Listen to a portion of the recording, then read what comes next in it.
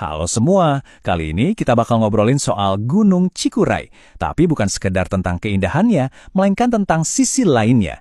Tempat di mana mitos-mitos yang bikin merinding bertemu langsung dengan sains.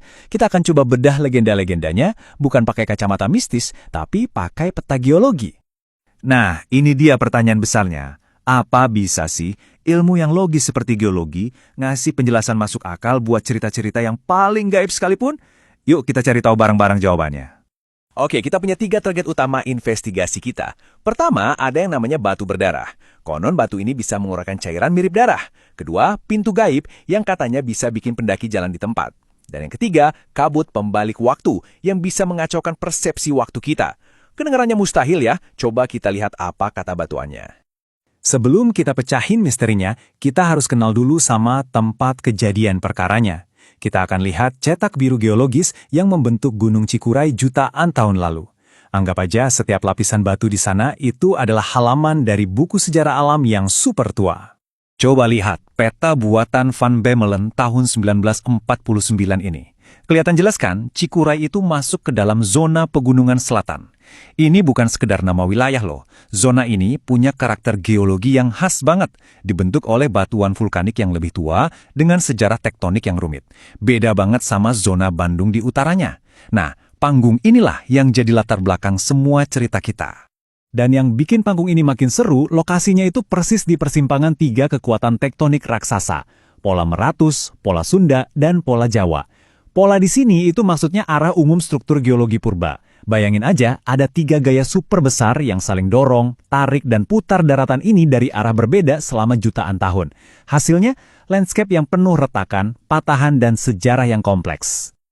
Oke, sekarang kita mulai investigasi pertama. Misteri yang paling populer, batu berdarah. Kira-kira ini kutukan atau jangan-jangan ada penjelasan yang tersembunyi di dalam batunya sendiri? Kata legendanya, batu ini semacam alat pendeteksi niat jahat. Kalau ada yang punya pikiran jelek, batunya bakal berdarah. Kedengarannya serem ya, tapi sebagai geolog, saya ajak Anda buat lihat lebih dekat, dari sudut pandang yang berbeda. Petunjuk pertama kita tersembunyi di sini, di lapisan batuan paling tua di gunung ini. Coba lihat bagian paling bawah dari bagian ini. Namanya Formasi Jampang. Ini adalah fondasi batuan Cikuray dari zaman Miosen, jutaan tahun yang lalu. Dan disinilah tersangka utama kita berada. Kenalin, tersangka utama kita, mineral pirit. Formasi Jampang ini kaya banget sama pirit, apalagi di area yang dulu pernah diterobos batuan beku panas seperti diorit. Proses intrusi ini seolah memasak batuan di sekitarnya dan bikin pirit jadi terkonsentrasi di sana. Pirit ini kan besi sulfida, sering juga disebut emas bodoh karena warnanya yang keemasan. Tapi di Cikuray, dia punya trik lain. Jadi, gimana caranya batu bisa berdarah? Prosesnya sebenarnya sangat simpel. Ketika mineral pirit yang kaya akan besi ini kena air hujan dan udara, dia bakal berkarat. Istilah kimianya itu oksidasi. Nah, proses oksidasi ini menghasilkan noda oksida besi yang warnanya ya coklat kemerahan. Persis banget kayak noda darah yang udah kering. Jadi intinya, apa yang dianggap sebagai pertanda mistis itu sebetulnya cuma reaksi kimia biasa. Bukan dendam atau niat jahat yang bikin batu itu berdarah, tapi cuma kombinasi sederhana antara mineral, air, dan udara. Kasus pertama terpecahkan. Lanjut ke misteri berikutnya, yang ini lebih abstrak, pintu gaib dan kabut pembalik waktu. Mitos-mitos ini erat kaitannya sama perasaan bingung, tersesat, dan waktu yang terasa aneh. Apa geologi juga punya jawaban buat yang satu ini? Para pendaki sering banget cerita soal pengalaman ini. Pintu gaib itu rasanya seperti jalan di jalur yang sama terus-terusan, padahal rasanya sudah jauh melangkah.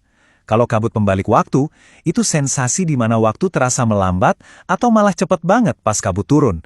Keduanya intinya sama, kehilangan arah. Jadi begini, struktur geologi Cikuray itu secara alami membentuk labirin raksasa. Gunung ini dipotong-potong oleh sesar geser muda, retakan besar di kerak bumi. Batuan tuanya juga penuh sama rekaan-rekaan kecil. Ditambah lagi topografi yang curam gara-gara aktivitas vulkanik kuarter yang lebih baru. Hasilnya, medan yang super membingungkan, banyak punggungan dan lembah yang mirip satu sama lain. Jadi, pintu gaib itu bukan portal ke dunia lain. Itu cuma sebutan untuk pengalaman tersesat di antara jaringan patahan, lembah curam, dan punggungan yang polanya nggak beraturan. Gampang banget salah belok, masuk ke lembah yang kelihatannya benar, ternyata buntu atau malah bikin kita muter-muter. Kabut tebal cuma bikin semua ini jadi lebih parah, menghilangkan semua patokan arah, dan bikin persepsi waktu kita jadi kacau. Nah, pengetahuan geologi ini bukan cuma buat mecahin mitos, tapi juga bisa jadi bekal penting buat keselamatan. Ayo kita ubah wawasan ini jadi panduan praktis buat siapapun yang mau mendaki Cikuray. Waktu Anda mendaki Cikuray, sadar atau tidak, Anda itu sedang berjalan melintasi waktu geologis. Anda mulai dari bawah, di atas formasi batuan yang lebih tua dan stabil, terus perlahan-lahan naik ke material vulkanik yang lebih mudah, lebih gembur dan pastinya lebih rawan di dekat puncak. Tabel ini merangkum semua yang perlu Anda tahu sebagai pendaki.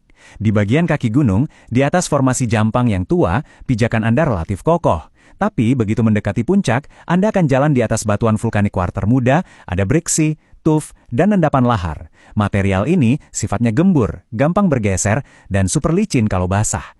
Jadi, ingat ini baik-baik. Paham geologi berarti paham resiko.